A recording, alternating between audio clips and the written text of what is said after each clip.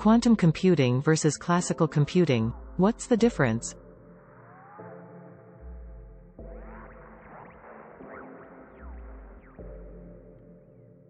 In the world of computing, there are two types of machines: classical computers and quantum computers.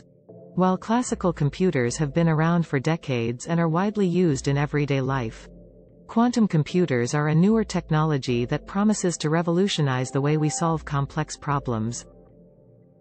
In this video, we'll explore the key differences between quantum computing and classical computing, and what this means for the future of technology. Classical computers work by manipulating bits, which are binary digits that can be either 0 or 1. These bits are arranged in sequences to represent information, and operations can be performed on them using logic gates. This is known as classical computing, and it forms the basis of all modern computers, from desktops to smartphones. Quantum computing, on the other hand, is based on quantum mechanics, which is the branch of physics that studies the behavior of particles at the atomic and subatomic level. In a quantum computer, the basic unit of information is the qubit, which can represent a 0, a 1, or a superposition of both states.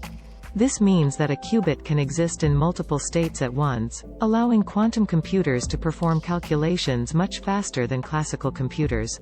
One of the most famous examples of the power of quantum computing is Shor's algorithm, which can factor large numbers exponentially faster than classical algorithms.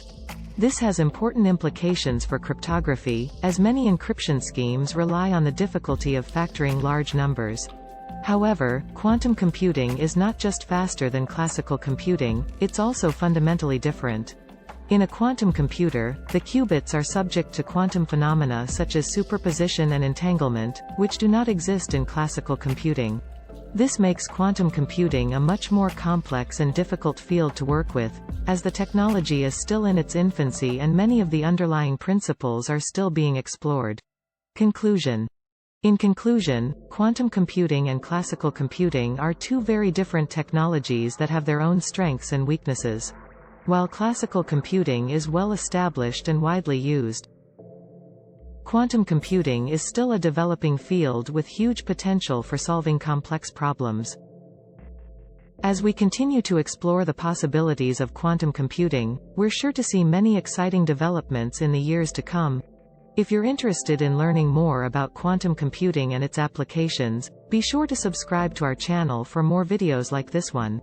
Thank you for watching. Please subscribe and like.